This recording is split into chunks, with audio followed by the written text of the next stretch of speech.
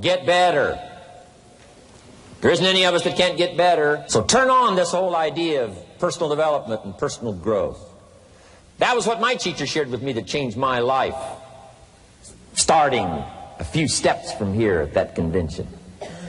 I'm telling you, for things to get better, you got to get better. Don't ask for it to change out there. Ask for you to change here. Don't ask for a more favorable wind. We call that naive. Don't ask for better seed, better soil. This is the only planet you got. Just ask that you can get wiser and stronger and better and be able to take care of your own responsibilities. Get better. Learn how to handle the seasons better. Let's go through them. Just get better at handling the winters. You can't change the winter. You can't change the seasons, but you can change yourself. You say, well, what can I do about the upcoming winters of my life? The challenges that I know I'm going to face. Here's what you can do. You can get wiser and stronger and better. Just make a list of that trio of words. Wiser, stronger, and better. Go home smarter than you came. Go home with more ideas than you came with. Next, get stronger. You can develop the muscle. You can develop the courage muscle. You can develop the inspiration muscle. You can develop the dedication muscle. You can get stronger. There isn't anybody here that can't get stronger. Next time we see you, may not even recognize you. How strong you're going to be able to become in language, in style, in personality, the ability to cope, the ability to handle with anything that happens, no matter what happens. And the third one is get better. We can all get better. I've gotten better. First talk I gave, I stood up, my mind sat back down. But here's the secret to my success. I stood up and did it again. I stood up and I did it again. And I did it again, and I did it again all those many years ago. I did it when I was scared, and I did it when I didn't want to, and I did it when I was ill. And I did it when it didn't work well, and I did it when they didn't appreciate it, and I didn't a lot of times when I didn't know much what I was doing. I just did it anyway.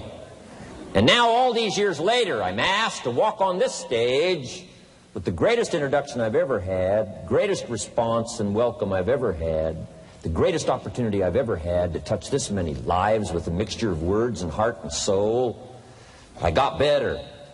I got better day by day and week by week and month by month. And I'm asking you to do the same thing until you can develop a long arm and a long reach, until you can develop influence that won't quit. Touch people next year you couldn't touch this year. Touch people now you couldn't touch before. Conduct a meeting now you couldn't conduct before. Heart and soul now mixed in there that wasn't there, missing before. I'm asking all of you to get better in spite of the winters, in spite of the downturn, the money downturn, the social downturn, the personal downturn, whatever it is. Just get stronger. Get better. The key is not to wish for a better winter.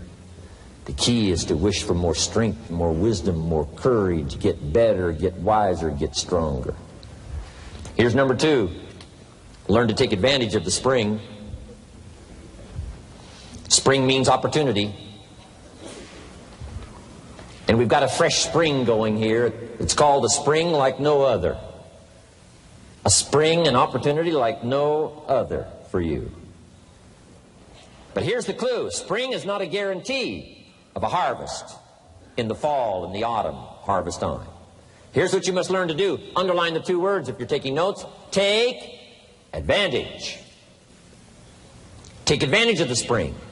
Don't just be faked out by the spring because the nice weather has come and looks like everything is going to be a lot better. The winter's finally passed. The spring is here. I'm telling you, that's not going to do it for you. Just because the spring is here, it's not going to do it for you. You got to seize it with your own 2 hands and take advantage. Read the books. Study the tapes. Go back through your notes.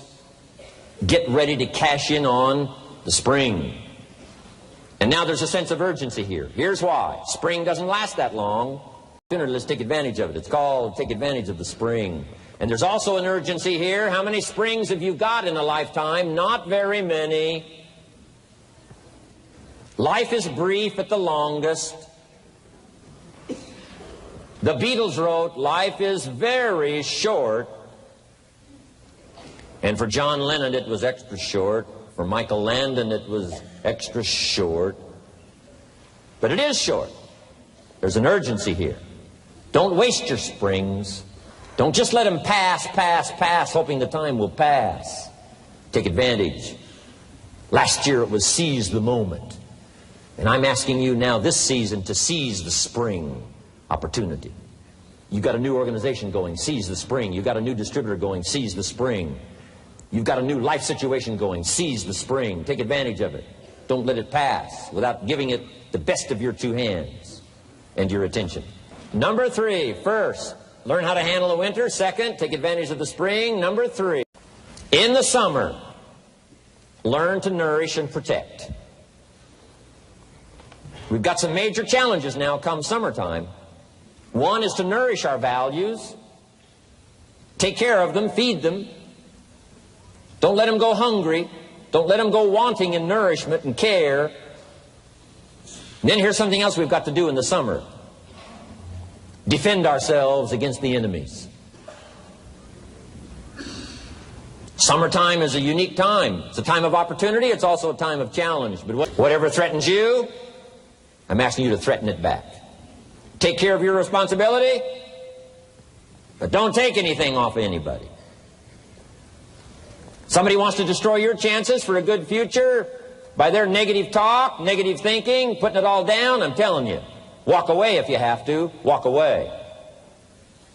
Whatever threatens you, threaten it back. Whatever threatens your opportunity, threaten it back. Now, some of our enemies are on the outside, but here's the most important thing to understand. Some of our enemies are on the inside. Let me give you a quick list. Indifference.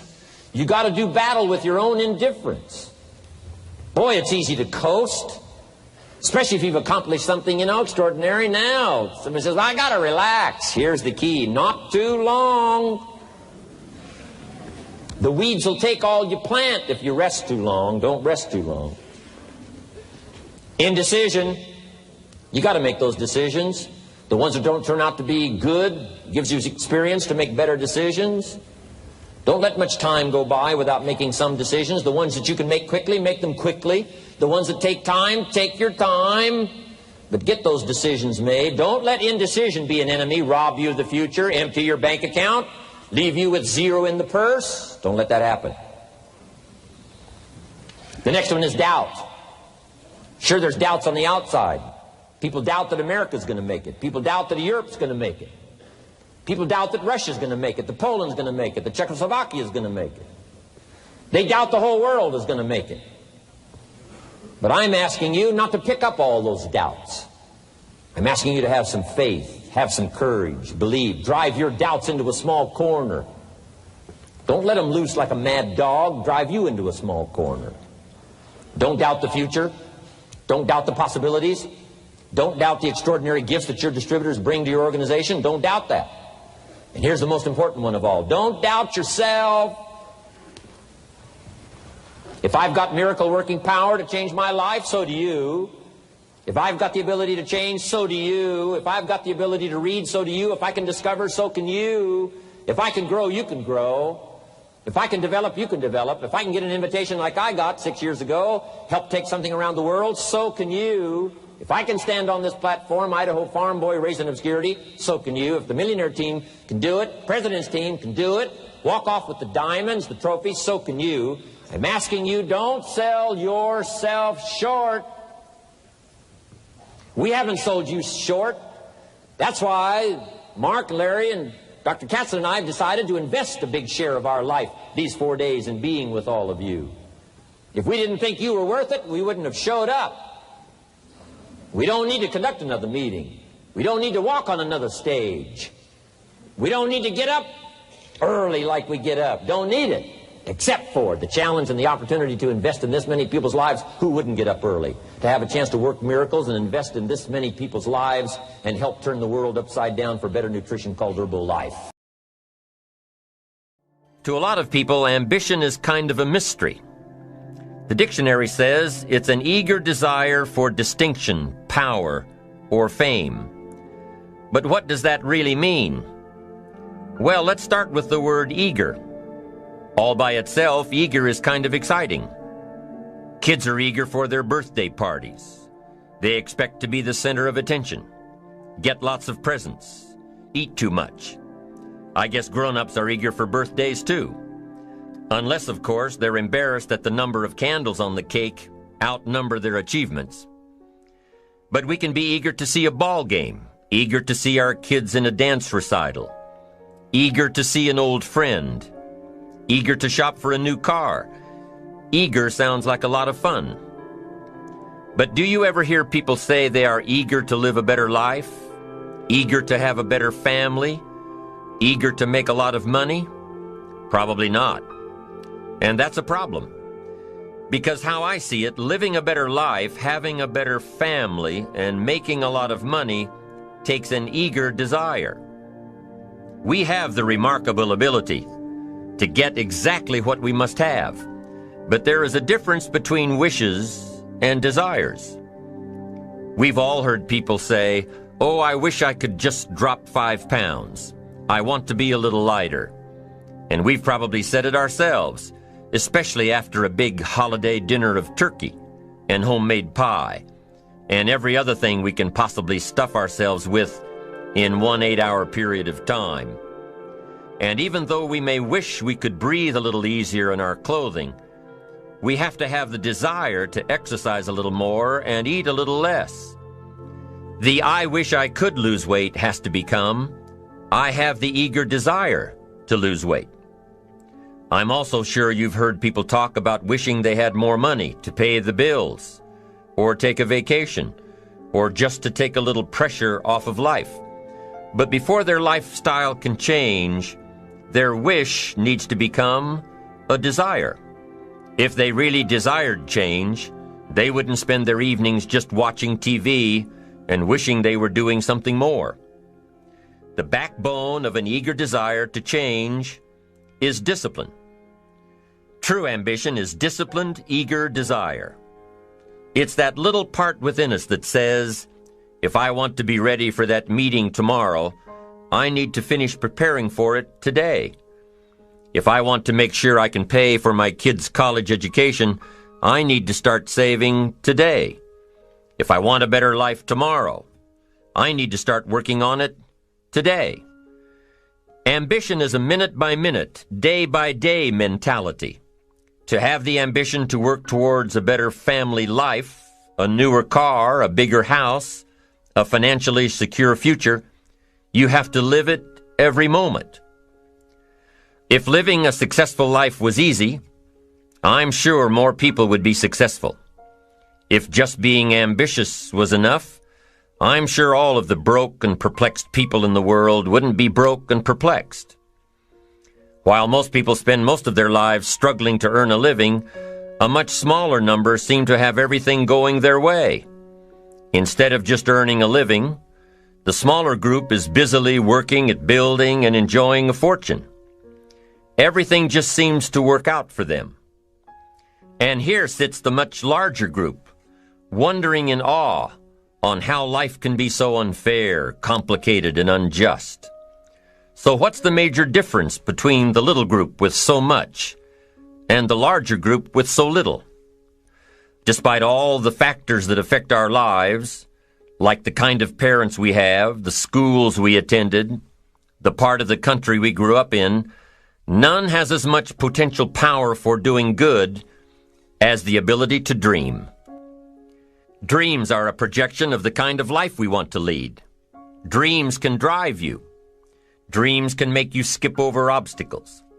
When we allow our dreams to pull us, they unleash a creative force that can overpower everything in our way. To unleash this power, though, your dreams must be well defined. A fuzzy future has little pull power. Well-defined dreams are not fuzzy. Wishes are fuzzy. To really achieve your dreams, to really have your future plans pull you, your dreams must be vivid. One of the issues Mr. James dealt with in his lifetime was, what does it mean to be a success, a significant person? After years of pondering this question, William James described success as a combination of two things. Number one, an inner ideal which is followed persistently with courage. And number two, outer achievement related to that ideal. Let's go back to number one, an inner ideal which is followed persistently with courage. I take that to mean defining a goal and having the resolve to complete it. No matter what, I'll do it or die. Promise yourself you'll read the books until your skills change. Go to the seminars until you get a handle on it. Do it until it makes sense. Practice it until you've got it right. Don't give up until you get where you want to be, however long that is. Step by step, piece by piece, book by book, seminar by seminar, do it until. Go for it. Until is a very important word. It's magic. It means that you'll never give up. Don't miss the chance to grow, to pay the price. Until you learn, change, grow. You'll discover some of life's great treasures when you pay that price. William James' second part to success dealt with the outer achievement related to that ideal. You need both aspects to really be a success. But what Dr. James realized about his philosophy of success was that the first part is indeed more important than the second. Going for it. As long as you're working toward your inner goal, your dream, then success is possible. But once you give up your inner vision, then you can never become successful. You never will become successful. Until doesn't even matter. Now, maybe the person who's been working on a project for 10 years can be successful in his own right, if he's honestly working toward it, doing everything to make himself worthy of reaching the dream, really happy with where he is, doing it until. Then maybe he is a success. It's a personal thing, going for it one step at a time. Going for small accomplishments along the way for however long it takes. So let's think about this for a moment. What outside evidence or results or proof can be seen when you accomplish your goals one step at a time? You'll start to see things change around you, little things, not major things, but little everyday things, things you may not even notice unless you are paying attention. If you're one of those who'd rather stay up late and get up late, only to discover that your workplace doesn't fit your schedule, and you roll out of bed cursing the alarm clock every morning, maybe you could start with the little change of going to bed half an hour earlier than normal. And maybe you'll see, in time of course, you can't train your body overnight, maybe you'll find out that you jump out of bed in a better mood, and that your day will start better, and that you'll get more done, and that the people around you that caused you problems aren't so hard to work with after all. It all starts by making one little change and adding to it every day. You see, you can't change what's going on around you without first changing what's going on within you. Start changing how you look at mornings, and sure enough, people will start changing how they look at you. When you start changing how you think, how you act, how you treat others, how you treat yourself, when you start responding instead of reacting to life, life will start responding to you. I'm telling you that you can do it with your lifestyle. You can do it with your sales career. You can do it with your management career. You can do it with any part of your life. You cannot believe what can happen in such a short period of time. So you ask yourself, what small changes can I start making today? Well, you can start in your car on your way to work. If you're sitting on the highway, stop-and-go traffic, moving at about 15 miles per hour tops, look at the guy or the lady sitting next to you and give them a smile, or thumbs up, or even wave. Now, some people might think you're a little strange, but hey, you'll feel better. And tomorrow, when you get into the office, how about a big cheery hello to the people at the front desk, and everyone you see on the way to your office? And when you get home tonight, how about giving your wife or husband and kids big hugs instead of collapsing on the sofa? When you start with the little things that make others happy, improve their day, you'll find that these little things add up to big ones. So what happens when you start taking charge of your own personal happiness, your own life? Do you think that these little things will somehow make a difference in meeting your goals? You bet they will. You can't do it alone. You can't be successful by yourself. It's hard to find a rich hermit, you know. The ambitious person realizes that each of us needs all of us. You all by yourself may have finalized the company's marketing plan, or finished up the sales projections, or even wrote the mission statement for the year to come. Even if you did this all by yourself, you really had the help of all of those around you who tolerated and supported your need to be undisturbed, or provided service to you during the project. Maybe you should thank those people every once in a while with a dinner certificate or a bouquet of flowers. After all, without your support team, you probably wouldn't be where you are today. You can't be successful by yourself. So thank them. Thank those around you. And let them know just how important they are to you. Be it your office personnel or your family or your friends, a thank you sure goes a long way. You don't have to worry about the winds that will most certainly blow around you, the obstacles, the negativity that will stand in your way. You don't have to worry about what other people will say. You just have to keep your mind on your course. Those winds may blow fast and furious, but if you know your path, if you know where you are going, they will help push you toward the dreams and goals and treasures that you have already decided you're going after. Your goals will push you forward, ahead of the stormy weather. There are some amazing people around that we can learn from today. People who have already braved the storms and come out on top. People who are still alive today. People who started with nothing and ended up with something great. Famous people, not so famous people. Maybe even people you know, but don't know their stories. People who had an early vision and ambition. People who turned their focused dreams into the reality of success. One of my friends tells this story about her dad. She thinks he's cheap. She gives him a hard time every time they go to one of those all-you-can-eat places, because he eats all he can eat, until he can't move, until he needs to take something for indigestion. But she knows where he came from, his history, and understands just why he is the way he is. He eats all he can eat because he was raised in an orphanage, a place where you had to grab all you could or you'd be hungry. But the real story behind her father is that he made himself a millionaire with nothing more than a dream.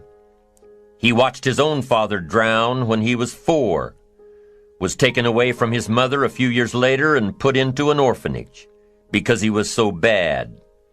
Raised by other people, strangers.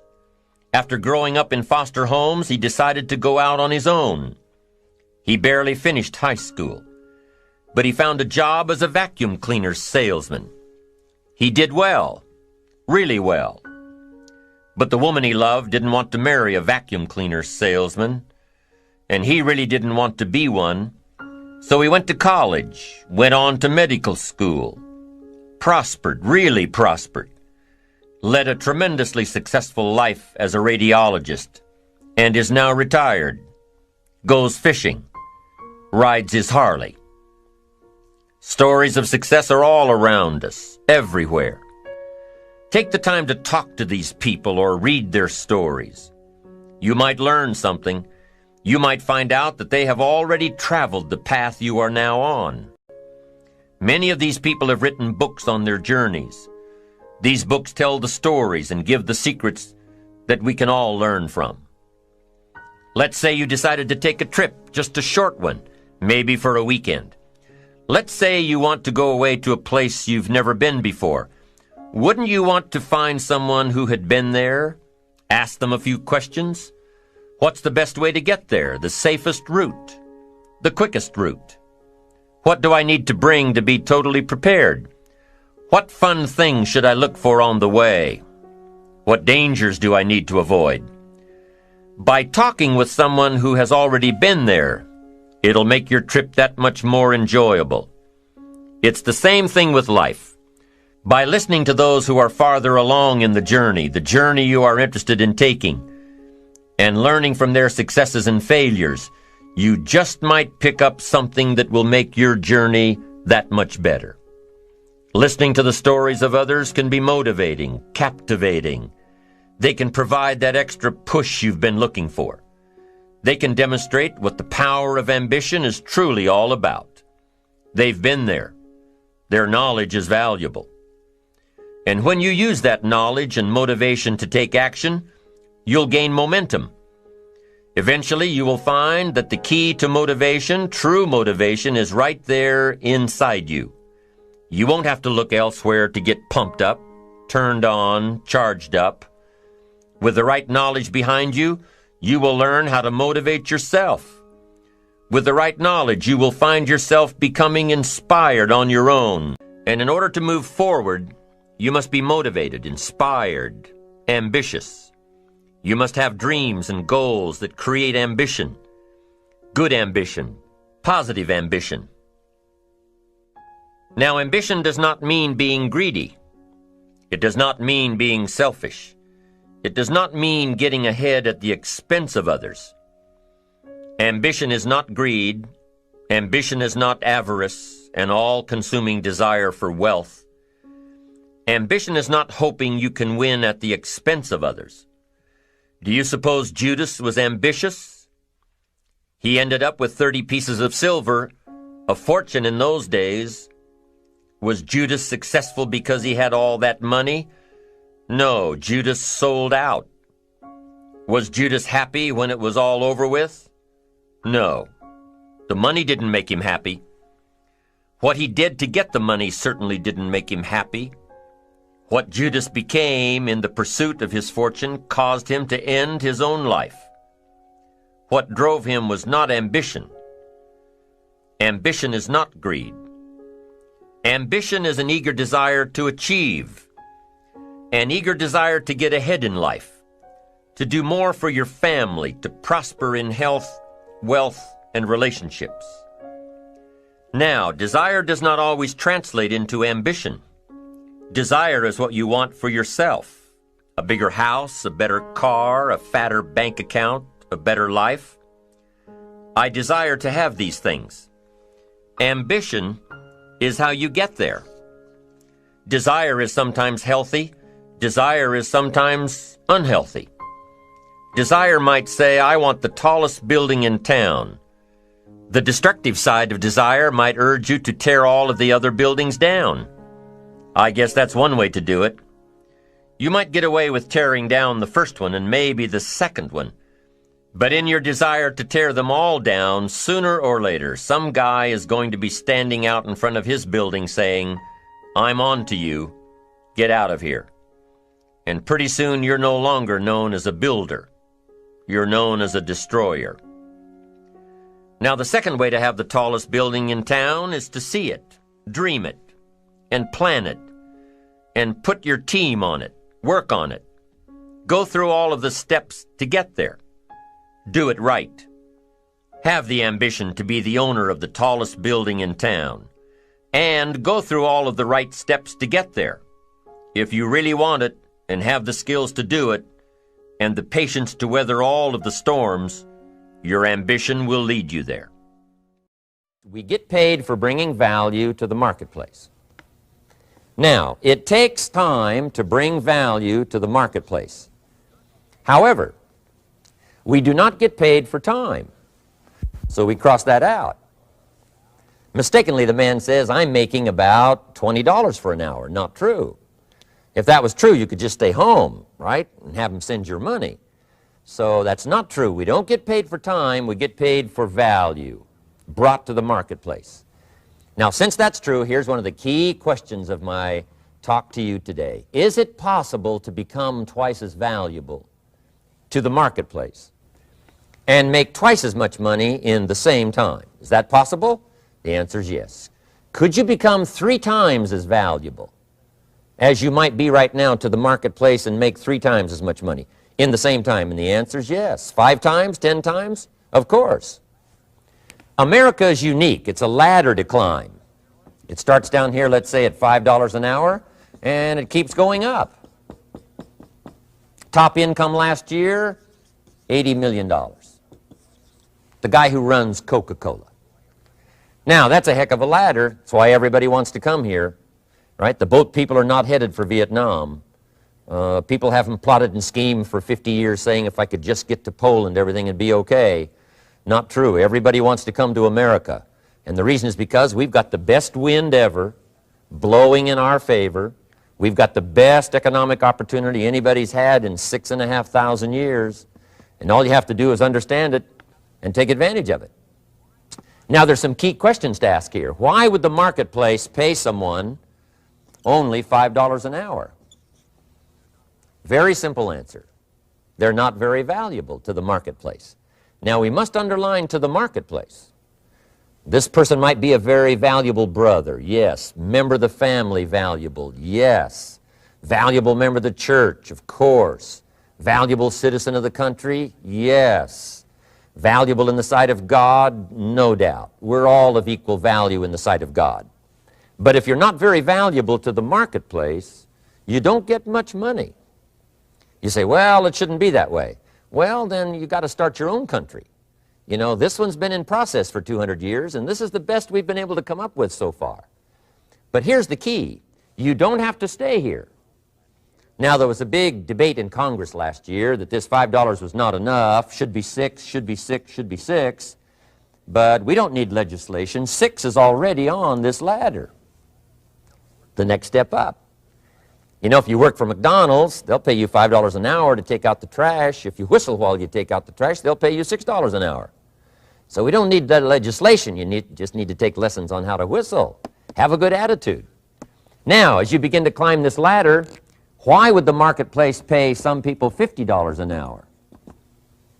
Answer, evidently, they must be more valuable to the marketplace. 10 times more valuable. And is that possible for someone to be 10 times more valuable and earn $50 an hour instead of 5? And the answer is yes. That's what America is all about. Now, why would the marketplace pay some people $500 an hour? Evidently, this person must be much more valuable to the marketplace. That's what's important to understand, to the marketplace.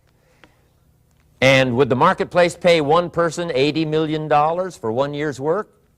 And the answer is, of course. If you helped a company make $1 billion, would they pay you $80 million? I'm telling you, it is possible. And that's why America is so exciting. That's why this financial ladder is so exciting. It's possible for all of this to come true for all of you, no matter where you start. As a student in school, just getting started out there in the workplace, this is all possible for you.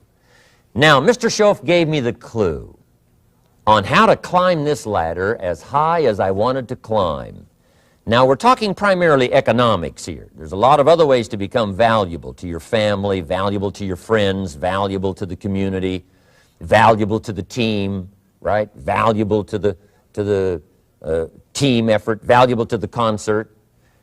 But here's what he said to me. In climbing this ladder economically, all you have to do is work harder on yourself than you do on your job. Once I heard that, it made sense to me. I kept hoping that everything else would change around me, found out that if I went to work on myself, worked on my skills, worked on my language, if I became better than I was each year, if I grew in skills and language and vocabulary and competence, then I would become attractive to the marketplace.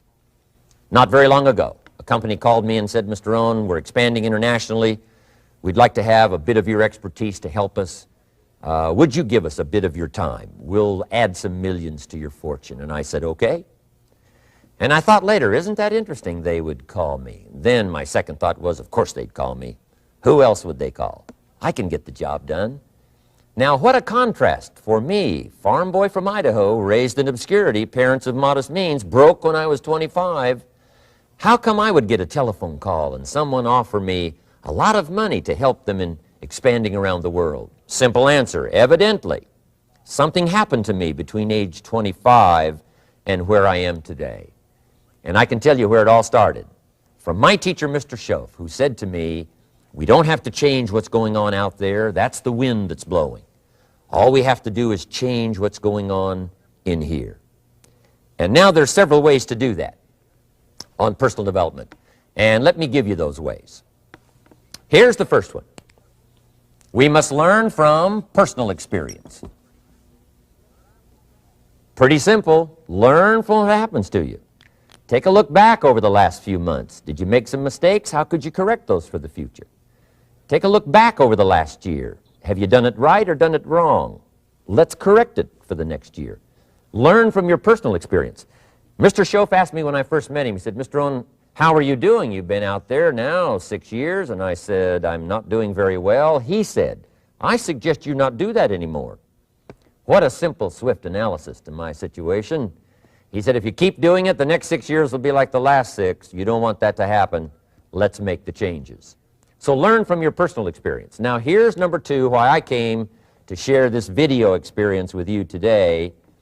And that, I call it OPE, other people's experiences. That's me, other people. That's your teacher, other people. That's your friends and colleagues, other people. The people you meet that can pass along to you their experiences, what's happened to them, the mistakes they made, how they corrected them, how they changed their health and changed their bank account and changed their income and changed their future. That's it, other people. Now there's 2 kinds of people to learn from. One is failures. It's too bad failures don't give seminars, right? That would be valuable. Bring your notebook, have them tell you how they lost it all and threw it all away, threw their health away and threw their friendships away and things didn't work out well. That would be valuable. But now then we must also learn from positive, people that have done well. They've got the health, and so we ask them, how did you become so healthy? They've got the skills, so we ask them, how did you become this skillful? They've got the income, so we ask them, how did you get here in such a short period of time? So now here's what's important in personal development. In learning from other people, we learn, number 1, by observation. We learn what we see. We watch people that are successful in what they do. In sports, we watch their disciplines. In business, we watch their disciplines. By observation, what we can see. The reason I created this video is something that you could see someone's experiences translated for you. Second, we learn by what we hear. I've got some of my lectures on cassette tapes, so you can take them with you wherever you go and learn by listening. Turn your car into a mobile classroom and listen. And then listen to the sermon on Sunday morning. Listen to the lectures. Listen to the teacher. Listen to someone who's got something good to say. And then number 3 is vitally important on personal development, and that is read all the books you can possibly read in your lifetime. Mr. Schoaf got me started on my library. I've got one of the better libraries. Haven't read everything in it, but I feel smarter just walking in it, my library. At least I was smart enough to buy it. Now I got to be smart enough to read it. And then, of course, I got to be smart enough to decide what's valuable and then do it. But this one is very important. Become a good reader. Some books that helped change my life. Mr. Schoaf recommended, of course, the Bible. And my parents made sure I was a pretty good scholar by the time I was 18. That's been so beneficial for me, drawing from those illustrations, reading about those stories, people who made it and people who didn't make it and what the difference was. And then other books that helped to really change my life. One called Think and Grow Rich by Napoleon Hill. And then a book that helped me become financially independent by the time I was 31. And that book is called The Richest Man in Babylon by George Clason. And I'm going to share a little bit of that book with you when I get to financial independence today, our 3rd subject. But I started reading the books, attending the classes, making sure that I got in front of people that had something good to say. And then I started keeping a journal. One of the major things my teacher taught me was to keep a journal. He said, don't trust your memory. If you hear something good, just make a little note and write it down. Now, at first I took, notes on pieces of paper and torn off corners and backs of old envelopes, and it didn't serve me well, thrown in a drawer. Then I learned to keep a journal, a bound copy of all my notes. So I would suggest you do the same. Things that impress you, a poem that impresses you. When you attend a class, some of the ideas that impressed you, jot them down.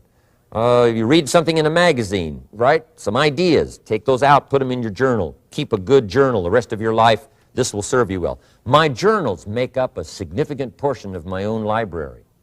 And if you saw my library and saw my journals, I tell you what you'd have to say. This is the library, and these are the journals of a very serious student. No wonder Mr. Rohn is invited to lecture and speak on his experiences around the world. So I want the same thing to happen to you. Value captured that you can resort to later, go back over it and review it, and let it become valuable to you. So that's my first subject, personal development. Work harder on yourself than you do on your job. Develop the skills, learn the lessons, take the classes, absorb all that is being taught to you these days. And then later on, of course, you can sort it out, what's valuable to you and how to refine it for your business and for your life and for your future. But the main thing is to get it and start this process of personal change, personal development. And let me say it one more time. If you will change, everything will change for you. You'll never be the same. You'll keep growing.